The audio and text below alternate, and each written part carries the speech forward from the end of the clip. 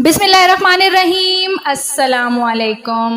जानवर, परिंदे और कीड़े भी तिब्बी मौत मरते हैं, मगर उनकी लाशें कहाँ चली जाती हैं? इमाम जाफ़र सादिक रज़ी अल्लाह ताला अन्हु ने जानवरों के बारे में एक हैरान कर देने वाली बात बताई।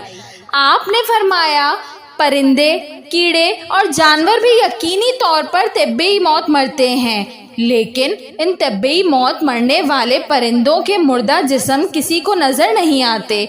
आखिर ये लाशें कहाँ चली जाती हैं? मसलन हमारे इलाकों में बेशुमार परिंदे, बिल्लियाँ, चूहे और दूसरे जानवर पाए जाते हैं। रोज़ाना हज़ारों परिंदे और दूसरे जानवर मरते होंगे, लेकिन उनके मुर्दा जिस्म हमें कहीं नज़र नहीं आते।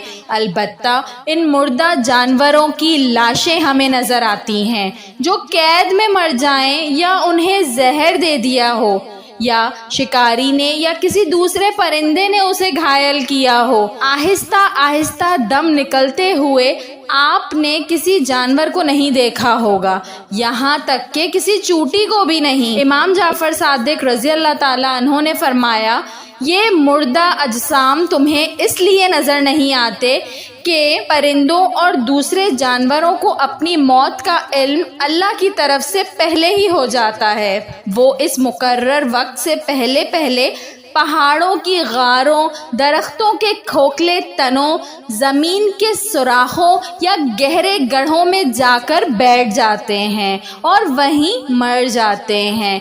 ये अल्लाह का निज़ाम है, जिसकी वजह से आज इंसान सुकून से सांस ले रहा है। वरना अगर बाकी जानवरों, कीड़ों को छोड़कर सिर्फ परिंदों को लिया जाए तो एक अंदाजे के मुताबिक दुनिया में परिंदों की तादाद 700 अरब है। अगर ये परिंदे सारे आम तिब्बी मौत मरते तो ज़मीन पर कदम रखने तक की जगह ना मिलती।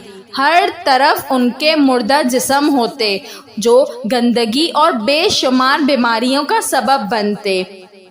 तुम अपने रब की कौन कौन सी नेमतों को झुटलाओगे? वीडियो पसंद आई हो तो इसको ज़रूर लाइक करिएगा, और ऐसी मज़ीद अच्छी वीडियोस देखने के लिए मेरे चैनल उर्दू कहानी घर को सब्सक्राइब कर लीजिए। Thanks for watching. अल्लाह हाफ़िज़।